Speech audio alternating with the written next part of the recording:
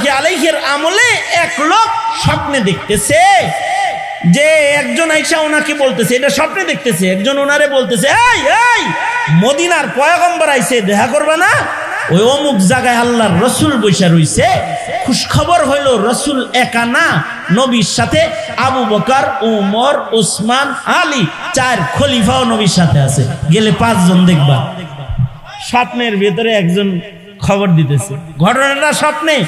কিছু কিছু স্বপ্ন বিশ্বাস করা ঈমান, কারণ কিছু কিছু স্বপ্ন শয়তান কোনোদিন দেখাইতে পারবে না। তার ভেতরে উম্মত যদি নবী স্বপ্নে দেখে, এটার ভেতরে ধোঁকাবাজি করার মতো অধিকার শয়তানের নাই। তো উনি স্বপ্নে দেখতেছে, এগুলো কয় ওইখানে রাসূল আছে, দেখা করে আসো। 4 জনের লগে দেখা হইব, আবু বকর, উমর, ওসমান, আলী ওর সাথে আছে। ওই লোক সাধারণ আবেদ, এলাকার একজন ওলি বুজুর্গ মানুষ আবেদ, সে উঠতে উঠতে দৌড় দিচ্ছে। যখন যাইতেছে তো দেখে কাসেম নানতুবিও যায়। কই যান কই যান? ওইখানে যাইতেছেন মনে হয়। কয় রাসূল আসছে, ওখানে যাইতেছেন নি? চলেন যাই। হ্যাঁ চলো যাই। হযরত কাসেম নানতুবি রহমাতুল্লাহ আলাইহি ধীরে ধীরে হাঁটতেছেন। এই লোকের আর সহ্য হয় নাই। এই লোক কয় আস্তে হাঁটা ভাল লাগে না। মনে মনে কয় প্রেম পীড়িত বলতে কিছু নাই, নবীর লগে দেখা করবো, একটা দৌড় দিব না? এখন কোথাকথি করবার লাগছে। এই লোক কাসেম নানতুবি রহমাতুল্লাহ আলাইহি রাইখা একটা দৌড় দিছে। এক দৌড়ে আল্লাহর রসুলের দরবারে চলে গেছে। নবী আলাইহিস সালাতু ওয়াস সালামের কাছে যাওয়ার পরে আল্লাহর রসুল সাল্লাল্লাহু আলাইহি ওয়াসাল্লাম, এও যেহেতু আবেদে খাস একজন আশিকে রাসূল, আল্লাহর রসুল সাল্লাল্লাহু আলাইহি ওয়াসাল্লাম তাকে নিজের পাশে বসতে দিছে। এই লোক মনে মনে কইতেছে, যত কাছে বইছি আর জায়গা পাইবা না, পিছে আইলা কাসেম, এক দৌড়ে আগে আইছি। নবীর কাছে বইসা খুব ফখর করতেছে। এরই ভাগে স্বপ্নেই দেখতেছে যে কাসেম নানতুবি রহমাতুল্লাহি আলাইহি উনি মজলিসে আস্তে আস্তে চলে আসছেন। আশ্চর্য বিষয় হলো আল্লাহর রসুল তাকে ইস্তেকবাল করে বুকে জড়ায়া নিয়ে নিজের কোলের ভিতরে বসাইছেন। এই লোকের মনে দুঃখ হইল, আইলাম দৌড়ায়া তাড়াহুড়া কইরা, আমারে বসাইলো পাশে, আর এ আসলো পরে ধীরে ধীরে হেরে বসাইলো কোলে। মনের ভিতরে তুষের আগুন জ্বলতেছে। কিছু সময় পরে আল্লাহর রসুলকে বলে, ও আল্লাহর নবী, প্রেমে পড়ে দৌড়ে আইলাম আর আমারে বসাইলেন পাশে। আর যে লোকটা ধীরে ধীরে আইলো, আমার পরে আইসা আপনার কাছে পৌঁছলো, কিভাবে সে কোলে জায়গা পাইলো, পরে আয়া আর আমি পাশে। আল্লাহর রসুল বলেন, তুমি আইছো আবেগ লইয়া, আর কাসেম আইছে সুন্নত লইয়া। তুমি তো আবেগের দৌড় দিয়ে আইছো, আর কাসেম নানতুবি আমার কদমের সাথে কদম মিলায় সুন্নত তরিকায় ডান পাট দিয়া আমি নবীর হাঁটার অনুকরণ করে করে কদম ফেলে ফেলে এখানে এসেছে। কারণ আল্লাহর বান্দাদের হাঁটারও একটা কোয়ালিটি আছে। ওয়া ইবাদুর রহমানিল্লাযীনা ইয়ামশুনা আলাল আরদি হাওনা। আল্লাহর বান্দাদের হাঁটার একটা ধরন আছে, যেই ধরন নবী শিখাইছে সেই ধরন মতো হাইটা হাইটা আইছে। তুমি আইছো আবেগ লয়ে দৌড়ে। কিছু কিছু মুসল্লি আছে, হের নামাজের প্রেম মসজিদের দরজায় দাঁড়াইলে দেখা যায়, আর অজুখানায় দাঁড়াইলে দেখা যায়। এত তাড়াহুড়া করে অজু করে, লাগে যিনি ট্রেন ছাইরা দিছে। তারপরে এমন এক দৌড় দেয়, লাগে যিনি যে দরজা বন্ধ হইতেছে, বিমানের দরজা লক হইতেছে, মসজিদের দরজা মনে হয় লক হইতেছে, এমন জোরে দৌড় দেয়। আমি নিজের চোখে দেখছি, ইমাম সাহেব রুকুতে গেছে, মুসল্লি তাড়াহুড়া করে অজু করতেছে, আমি খালি আর তামসা দেখতেছি, নিজে অজু করতেছি আর তামসাও দেখতেছি। তখন খুব তাড়াহুড়া নামাজের লেগে, অথচ অজু সুন্নতের ইহতেমাম হইতেছে না, তাড়াহুড়া করতে যায়। আর তাড়াহুড়া করে অজু করে যে দিল একটা দৌড়, এমন দৌড় দিছে মসজিদের দরজার থেকে 2 জুতা 2 দিকে গেছে, আর এক দৌড়ে যায় হুমড়ি খায়া যায় রুকুতে কোন রকম সামিল হয়েছে। এক আধবার হয়তো পড়ছে সুবহান রাব্বিয়াল আযীম, এর ভেতরে ইমাম সাহেব মাথা তুলছে। হে কতক্ষণ পরে বাকি তসবিহগুলো তুললা মাথা তুলছে। আচ্ছা, এই যে তাড়াহুড়া করে যায় এক তসবিহওয়ালা রুকুটা যে দৌড়ল কোন রকম, এত নামাজের প্রেম, এত আগ্রহ, এই দৌড়াদৌড়িটা যদি আধা ঘন্টা আগে বাড়ি থেকে করতো তাহলে কিন্তু এখানে সেই প্যাচগুলো লাগতো না। এখন আইসা যে দৌড়াদৌড়িটা করছে এটা হলো আবেগের খেলাফে সুন্নত দৌড়াদৌড়ি। আর যদি আগে আইসা ধীরে সুস্থিরে এসে যদি তকবীরে ওলাটা ধরত তাহলে ওই তাড়াহুড়াটা হয়তো সুন্নত তরিকার তাড়াহুড়া। এই কারণে ওযু তাড়াহুড়া কইরা রুকু ধরার জন্য দৌড় দিয়া যারা নামাজে শামিল হয় তাদের দৌড়টা ফকিহরা বলে এটা জঘন্য দৌড়। এই দৌড়টা, এই দৌড়ের দ্বারাই কোনো মোহাব্বত প্রমাণ হয় না, বরঞ্চ নামাজের গুরুত্ব আহমিয়াত আরো নষ্ট হয়ে যায়। সব দৌড় দৌড় না, হে রাসূল দেখার জন্য দৌড়ে গেছে, আর কাসেম নানতুবি ধীরে ধীরে ধীরে ধীরে হেঁটে হেঁটে গেছে, সুন্নত তরিকায় হেঁটে গেছে। তো আল্লাহর রাসূল বলেন তুমি আইছো আবেগ দিয়া, ও আসছে সুন্নত দিয়া। কারি তৈয়ব রহমতুল্লাহি আলাইহি বলেন এই যে নবীর কাছাকাছি বসা আর পাশে বসা ইত্তিবায়ে সুন্নাহর কারণে কোলে বসার সুযোগ পেয়েছে।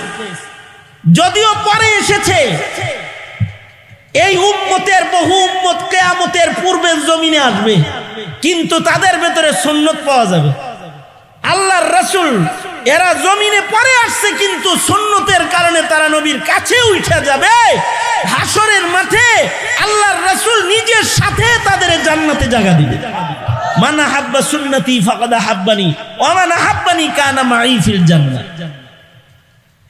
এ কারণে নিজের প্রজন্ম যেন সুন্নতমুখী হয়, নবীর সুন্নাহর দ্বারা যেন প্রজন্ম রঙিন হয়,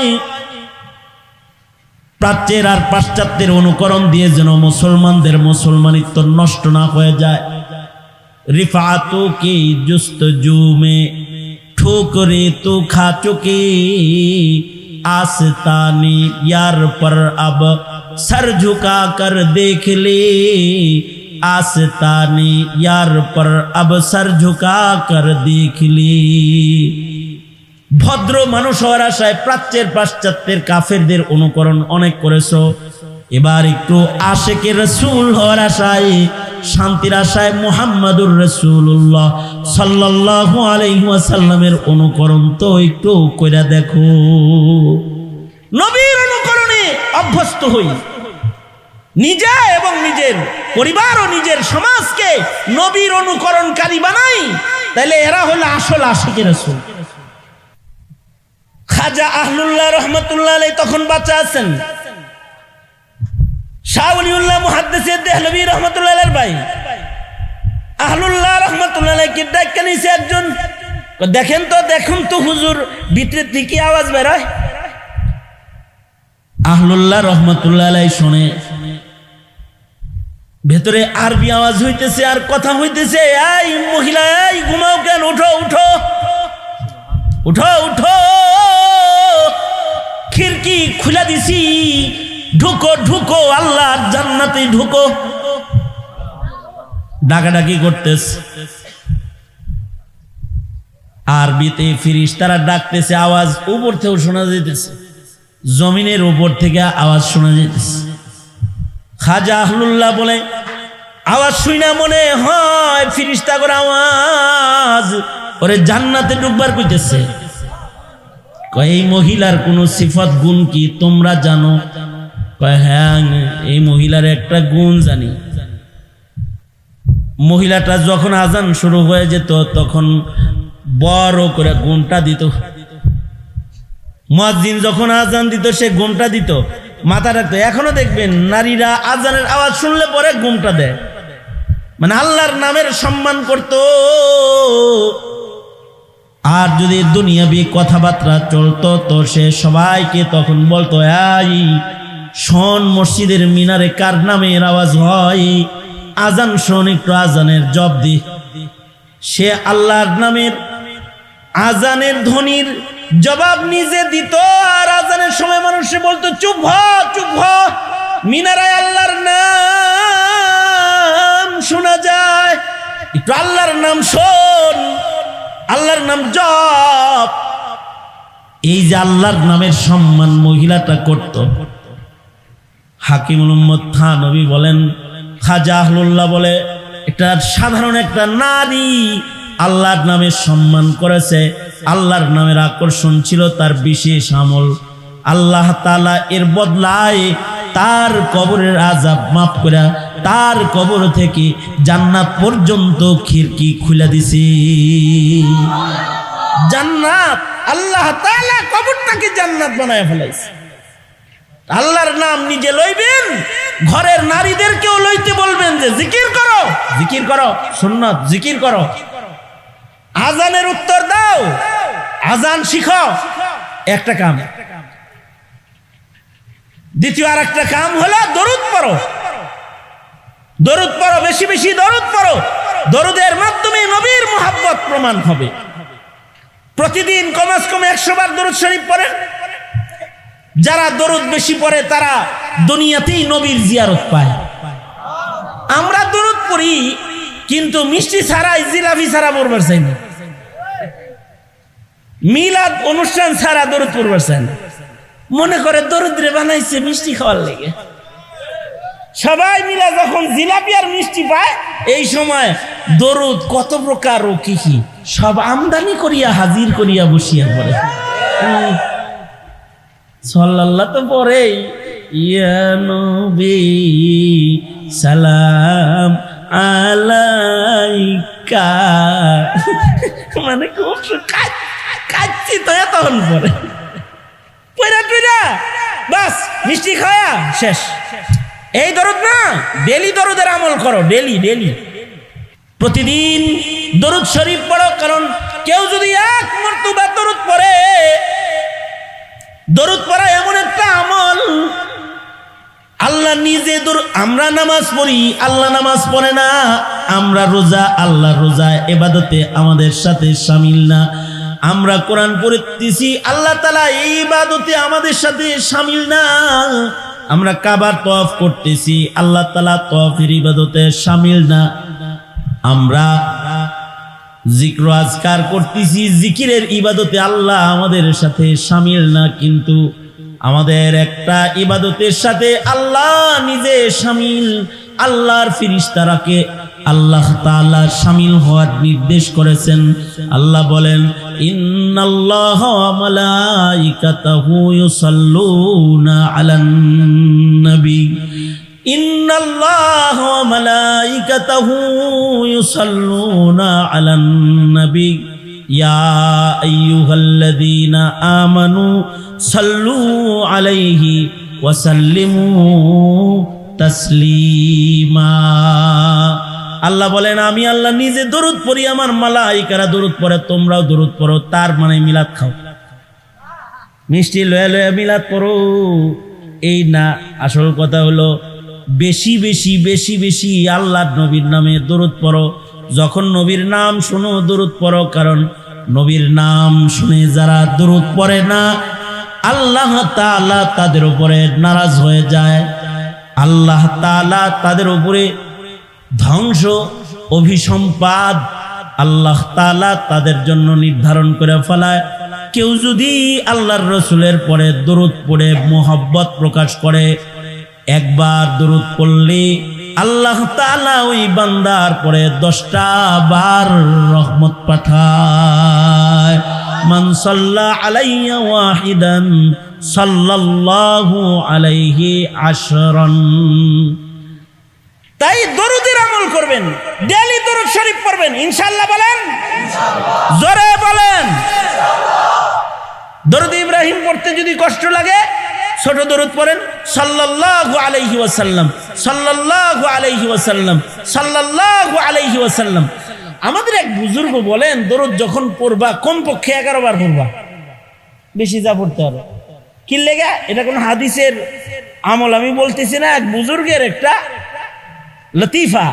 বুজুর্গ আল্লাহ ওয়ালা, তিনি পরামর্শ দিচ্ছেন তোমরা 11 বার দরুদ শরীফ করো। এই কারণে কিন্তু কবর জিয়ারত যখন করে না, তখন কি কয়, একবার সূরা ফাতিহা পড়েন, 3 বার সূরা ইখলাস পড়েন, 11 বার দরুদ শরীফ পড়েন, কয় না?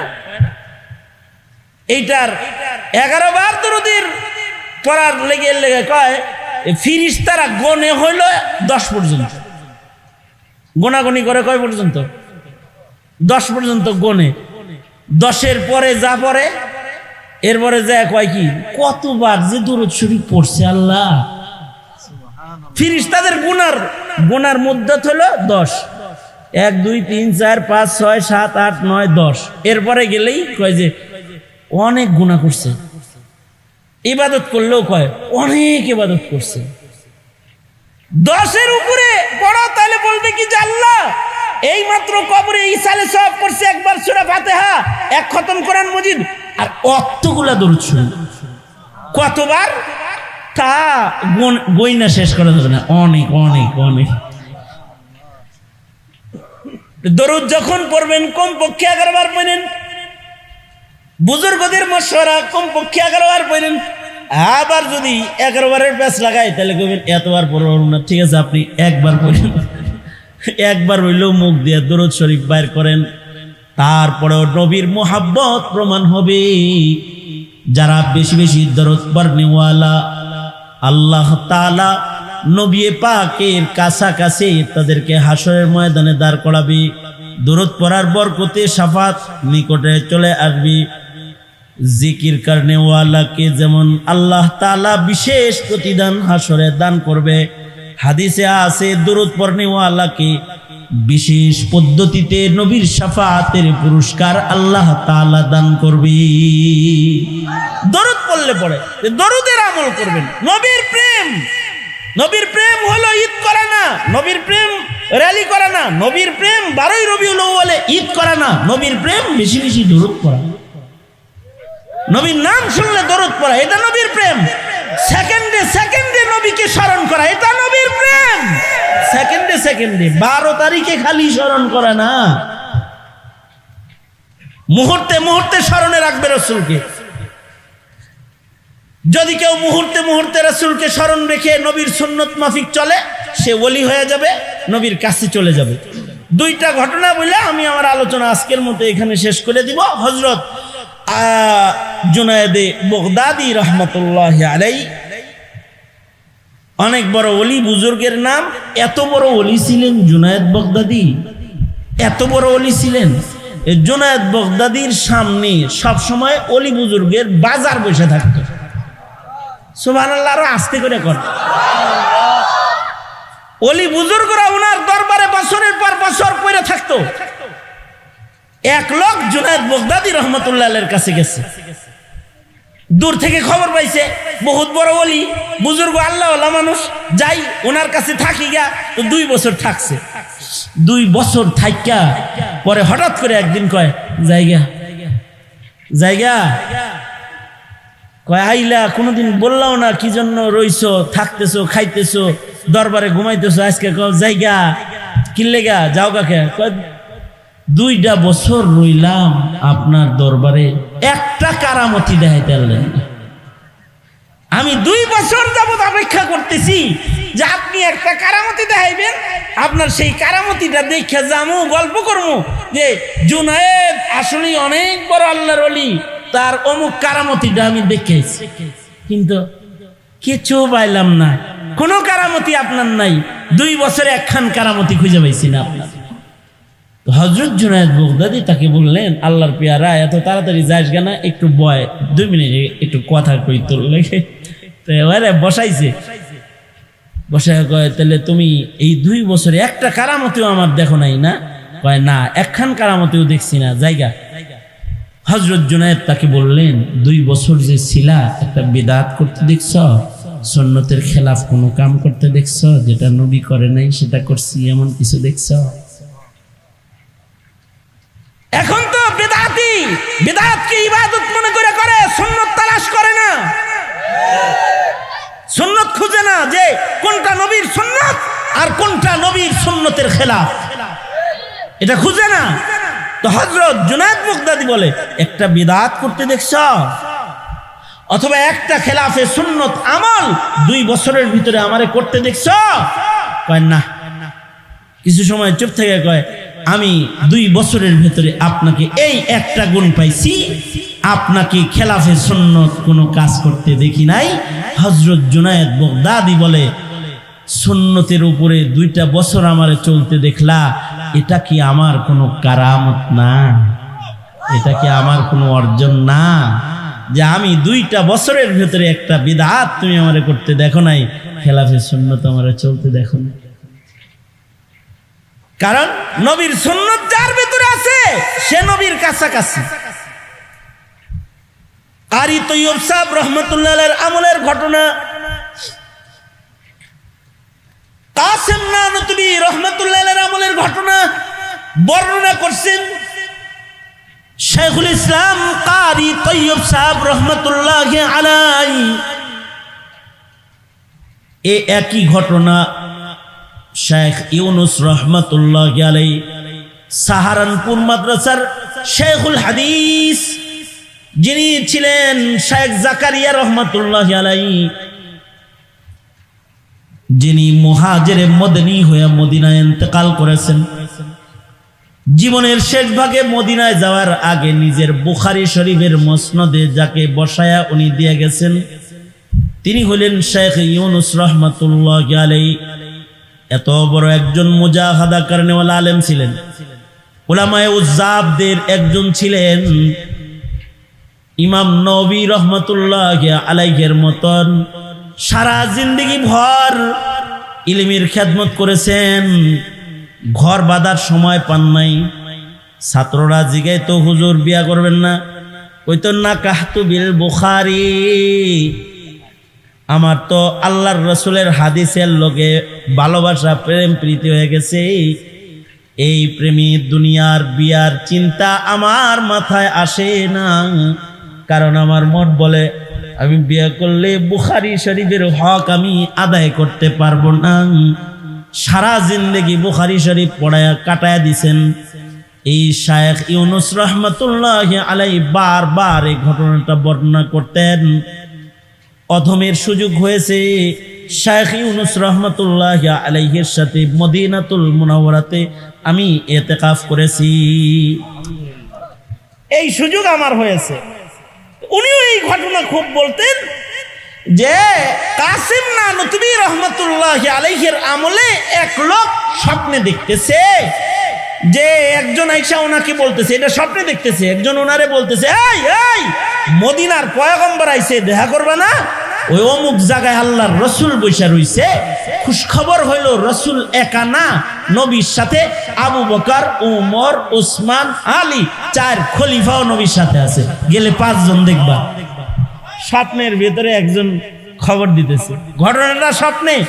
কিছু কিছু স্বপ্ন বিশ্বাস করা ঈমান, কারণ কিছু কিছু স্বপ্ন শয়তান কোনোদিন দেখাইতে পারবে না। তার ভেতরে উম্মত যদি নবী স্বপ্নে দেখে, এটার ভেতরে ধোঁকাবাজি করার মতো অধিকার শয়তানের নাই।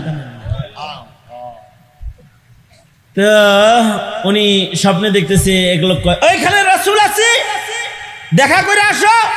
4 জনের লগে দেখা হইব, আবু বকর, উমর, উসমান, আলী ওর সাথে আছে।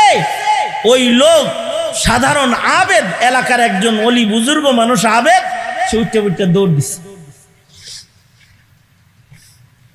যখন যাইতেছে তো দেখে কাসেম নানতুবিও যায়। কই যান কই যান? ওইখানে যাইতেছেন মনে হয়। কয় হয় রাসূল আসছে, ওখানে যাইতেছেন নি? চলেন যাই। হ্যাঁ চলো যাই। হযরত কাসেম নানতুবি রহমতুল্লাহ আলাইহি ধীরে ধীরে হাঁটতেছেন। এই লোকের আর সহ্য হয় নাই। এই লোক কয় আস্তে হাঁটা ভাল লাগে না। মনে মনে কয় প্রেম পীড়িত বলতে কিছু নাই, নবীর লগে দেখা করবো, একটা দৌড় দিব না? এখন কোথাকথি করবার লাগছে। এই লোক কাসেম নানতুবি রহমতুল্লাহ আলাইহি রাইখে একটা দৌড় দিছে। এক দৌড়ে আল্লাহর রসুলের দরবারে চলে গেছে। নবী আলাইহিস সালাতু ওয়াস সালামের কাছে যাওয়ার পরে আল্লাহর রাসূল সাল্লাল্লাহু আলাইহি ওয়াসাল্লাম এও যেহেতু আবেদে খাস একজন আশিকে রাসূল, আল্লাহর রাসূল সাল্লাল্লাহু আলাইহি ওয়াসাল্লাম তাকে নিজের পাশে বসতে দিছে। এই লোক মনে মনে কইতেছে যত কাছে বইছি আর জায়গা পাইবা না, পিছে আইলা কাসেম এক দরে আগে আইছি। নবীর কাছে বইসা খুব ফখর করতেছে। এরই ভাগে স্বপ্নেই দেখতেছে যে কাসেম নানুতুবি রহমাতুল্লাহি আলাইহি উনি মজলিসে আস্তে আস্তে চলে আসছেন। আশ্চর্য বিষয় হলো আল্লাহর রাসূল তাকে ইস্তেকবাল করে বুকে জড়ায়া নিয়ে নিজের কোলের ভিতরে বসাইছেন।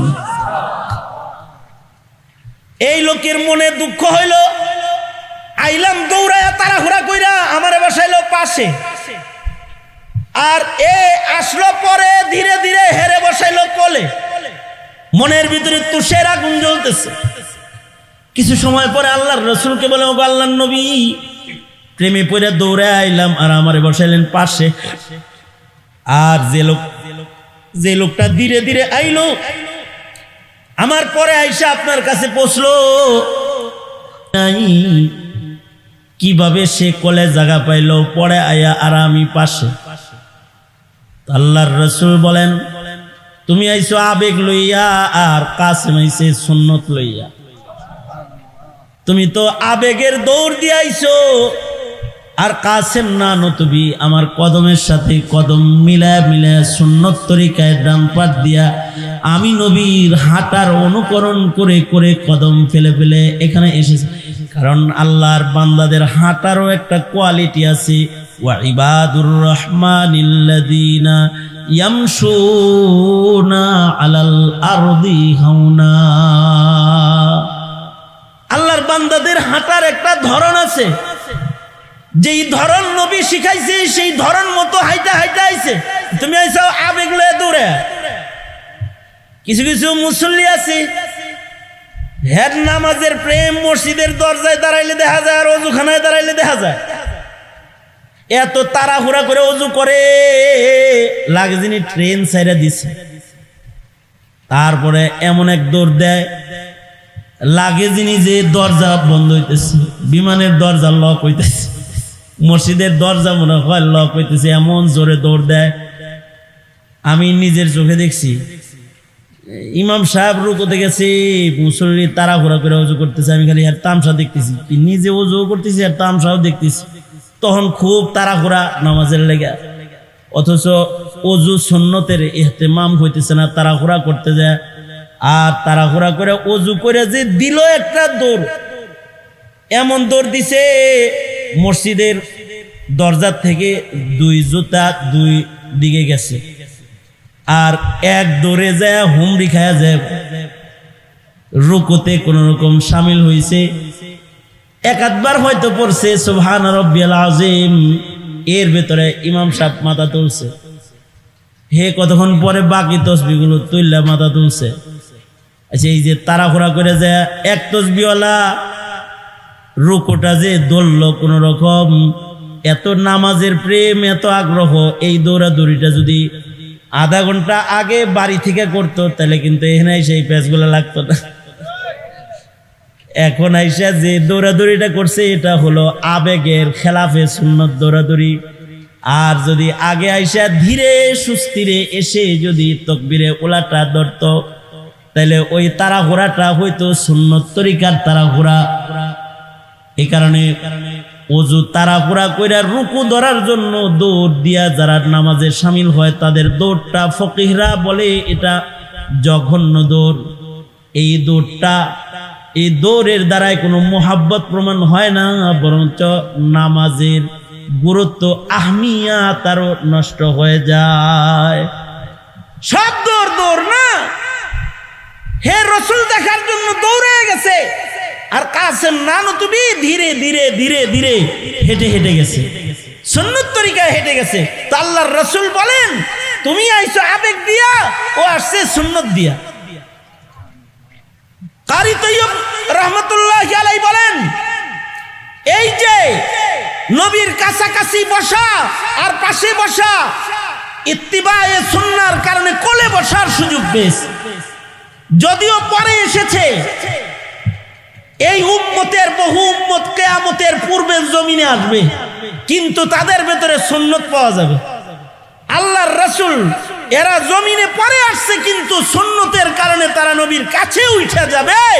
হাসরের মাঠে আল্লাহর রাসূল নিজের সাথে তাদের জান্নাতে জায়গা দিবে। মান আহাব্বা সুন্নতি ফাকাদ আহাব্বানি ওয়া মান আহাব্বানি কানা মাই ফিল জান্নাহ। এ কারণে নিজের প্রজন্ম যেন সুন্নতমুখী হয়, নবীর সুন্নাহর দ্বারা যেন প্রজন্ম রঙিন হয়, প্রাচ্যের আর পাশ্চাত্যের অনুকরণ দিয়ে যেন মুসলমানদের মুসলমানিত্ব নষ্ট না হয়ে যায়। रिफातों की जुस्तजू में ठोकरे तो खा चुके, आस्ताने यार पर अब सर झुका कर देख ले, आस्ताने यार पर अब सर झुका कर देख ले।